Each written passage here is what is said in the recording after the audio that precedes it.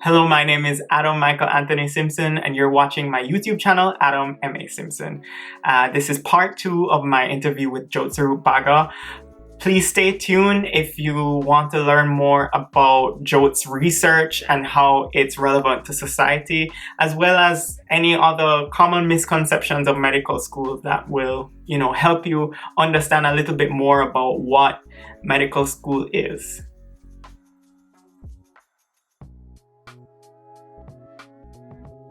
Are there any words of advice for young Joet applying to medical school that, looking back now, that you would have given to yourself? Yeah, I think I put a lot of pressure on myself and just trying to reach my goals and stuff. Ultimately, I think I don't really know how to get it, what's the best way to get into med school. I was very just fortunate that whatever path I chose just happened to work. Yeah. But I think something that I didn't do early on was prioritize my wellness, right? And I think it's important to realize that becoming a doctor is not a race. It's a process that you need to just slowly trek along, because at the end of the day, you don't want to be burnt out when you finally are a doctor. Exactly. That's a nice word of advice. So we're moving into the second aspect of the interview, which is, I guess, more research focused and how it impacts the rest of society. So I'm going to give you guys some details about Joet right now. He's just coming off of a year-long sabbatical from medical school, where he had this amazing opportunity as a Sarnoff fellow, where he was doing cardiology focused research at MIT. So how did the research that you were, first off, explain the research that you were doing, Sure. And how does the research in that cardiology kind of field affect understanding of human disease or I don't know, physiology? Sort of the impact. Yeah, the impact of my research. Yeah. Yeah. So while the Sarnoff Fellowship is definitely a cardiovascular focused fellowship, and I am interested in cardiology, at least as of now, my research was more about the lung. Okay. That's usually what I ended up doing. Okay. And I was in a cardiovascular lab, but my research happened to be about the lung. But I mean, the lungs is related. It's related. Yeah. Right? But yeah, so just very briefly, my project was focusing on something called ex vivo lung perfusion. Oh, repeat that. Ex vivo lung perfusion. Okay. Right? So ex vivo means out of the body. Okay. Right? Oh. And then okay. Lung perfusion. Okay. Right? Right? And I'll talk a little bit about that. Mm-hmm. So basically, we're using this ex vivo lung perfusion, or EVLP, as a means to improve post-transplantation outcomes. Okay. So improving after transplanting somebody else's lung into another patient, basically the process to improve the outcomes afterwards. Okay, cool. Yeah. So and we're looking specifically at the way a lung is preserved and how it's assessed prior to transplanting. Okay. Right. So the way that the gold standard way that lungs today are preserved after taking it out of the donor is something called static cold storage, which is essentially taking the lung, putting it in a bag filled with this preservation fluid, and then taking that bag and sticking it into a cooler, right? Yeah. And to basically decrease the metabolic demand. It's very similar to taking a piece of meat and sticking in a fridge or a freezer to make it last longer. Yeah. And as you would imagine, this is a pretty dated sort of technique. And it's worked very well for many organs over the past 60 years or so. Yeah. But there are definitely some shortcomings with this. One, in the case of the lung is only viable typically for up to 4 hours with this preservation technique. And as you'd imagine, there's a lot of like little moving parts that need to happen within those 4 hours. You know, you need to bring you need to find a recipient. You need to get the hospital ready. You need to get an OR ready. You need to transport the lung, right? And everything just like sort of needs to line up within those 4 hours. Otherwise, you run the risk of like rejection or failure. Yeah. Unfortunately, sometimes not sometimes even if you get the lung to the recipient in the designated amount of time, and if you do all the due diligence, sometimes it still doesn't work anyway for like unclear reasons at this point. And you also just, with this technique, you have a really poor ability to assess the organ prior to transplanting it. Oftentimes, like, you look at the medical history of the donor and you look at the lung itself and be like, oh, it looks good, it feels good, it's probably healthy, let's transplant it. Right? And you know, that can definitely be improved.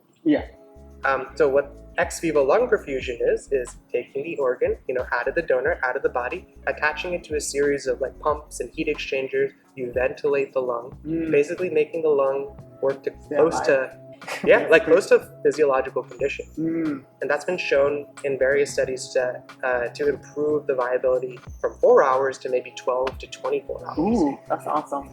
And so my project specifically was looking at identifying biomarkers in the fluid circulating throughout the circuit to see if we can better characterize how well the lung is working, so that we can intervene in real time to make the lung in its best possible state prior to transplant. Awesome. That's cool. Wow. So that's like the impact. I think I kind of described like the impact and you did. Nature of the project as well. Awesome. So I guess you'll be looking at oxidative stress biomarkers. That's one of them. Okay, there are multiple. I looked at a variety of different biomarkers, but oxidative stress is a key one. Awesome. Love that. I'm very interested in that. Anyways, mental note. Awesome.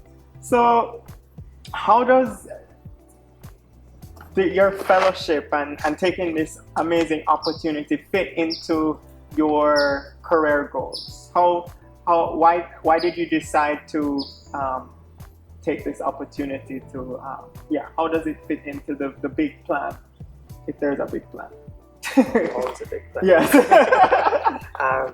But there's always a big plan, but it's always, I'm open to edits. You know what I mean? I get you. Right? So I take, again, every step as it comes.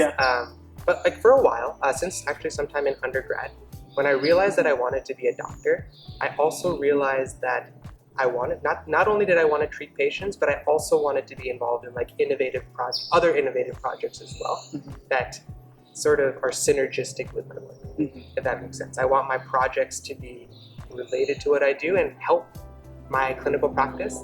And I want my clinical practice to help whatever projects I embark on. And I got involved. I was fortunate to have some opportunities at Carnegie Mellon that helped give me a little taste of some different projects that I could be involved with. But even after graduating, I didn't know exactly what path I wanted to pursue in that realm.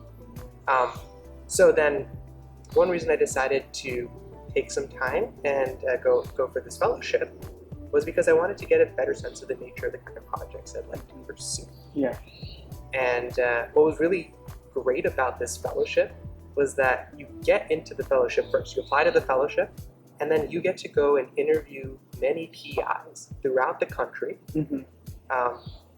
and basically decide where you want to go, assuming that as long as they're like willing to take you. But if you're part of this fellowship, a lot of PIs, as long as they have space in their lab, are very happy to take you.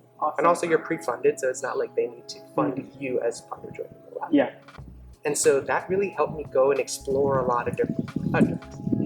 And then actually I've never had the opportunity to do research, like dedicated research for more than like a summer without anything else going on. And I'm in like classes and stuff like that. I mean, you can leave class and go run an experiment, then go back to class and like, or maybe you come on the weekend or something like that. But you're like, things move a lot slower. And so I decided to like really try to get involved with a project from the ground up. And I had the opportunity to basically come up with my own. Well, I was given a space where my PI was like, okay, I want you to work in this space. Come up with a project for me. Do some literature review. And so like, I had the opportunity to come up with a project sort of from the ground up. And that was a really fulfilling experience. And I think that'll hopefully help me down the line in terms of different endeavors I'd like to pursue alongside my clinical practice. Awesome. And will help you like, again, starting your own projects as a doctor, while doing your clinical practice. That's the hope. Awesome. So this is almost like the curveball question. No. You didn't tell me this. It's kind of, but I think you know how to answer this. I'm pivoting out of the research focus, going back to your whole medical school experience. And after in your last year of medical school, you'll be applying for residency now. What's the biggest misconception of medical school that you'd like people to know, or students applying to medical school to know before coming in? Is there any misconceptions or? Okay, so there's like two things I think I probably can say. For one, med school, I don't think really, even when you apply to med school, at least for me, right? Like, I don't think I really knew what medicine was. Maybe I still don't. I don't know. Maybe it's going to constantly change throughout like each step of training in my career. But like, I think having some shadowing experiences before medical school gave me a very specific perception of what medicine was. But you know, I didn't know that much actual like medicine at that time, so I don't think I really understood everything that was going on. Yeah. I think it's like really hard to really know what medicine is until you learn it and start like rotations and start like seeing how it's done with some basic fundamental knowledge. Maybe some people applying to med school now might know more than I did when I was applying, but I think that was just something that, you know, I just didn't expect. But two, I think, which is a little bigger of a misconception, not so much for people who are about to come to med school, but more people who are like interested in pursuing medicine. Yeah. I think a lot of people see the medical profession as a good means to become rich, right? I think a lot of people think that, yeah, doctors make a lot of money. And maybe that's the case for some people in certain specialties, and like there's a huge range of different salaries. But I don't think that that's the best path to pursue if that's your primary goal, right? I think that one, you have to pay for undergrad. Two, you have to pay for medical school. And then after that, you have to do residency and maybe fellowship, depending on which career you want to pursue. Exactly. And even like the salaries over there are like, you know, they're enough to survive, they're enough to be like comfortable, but they're not the kind of salary, but compared to the amount of work that you're doing, it's really not that much money. Yeah, I agree with that. And then maybe when you become an attending, you'll make a fairly stable, good salary. But then you probably have all this debt that you've acquired over the past few years. And then also the family and oh yeah, absolutely. And also just like pursuing medicine is, you know, it's a long road, it's a lot of work. And you know, I just don't think like if your primary goal is having a lucrative profession, I just don't think that's a means to happy. You have to really love what you're doing. Oh, absolutely. Yeah. And by no means am I saying that like don't pursue medicine. Like I think if you're pursuing medicine for the reason that a lot of like me and a lot of my colleagues are pursuing medicine, I think that's good. I think if your primary goal is making a difference in another person's life, and you sincerely believe that you're going to get fulfillment from, you know, improving the life of another person, and you think that's going to be able to wake you up in the morning, I think that's an amazing reason to pursue. Awesome. I like that. Thanks for watching part 2 of this episode with Joet Bagga. If you like these types of interviews and learning about other people's paths to graduate school, medical school, please like this episode, comment on anything that you find interesting or want to learn more about so I can seek for other people to interview that are along those lines. And please subscribe. When you subscribe to this channel, you motivate me, and it drives me to produce better content and more content. So please like this episode and subscribe. Thank you so much. Stay tuned for next week.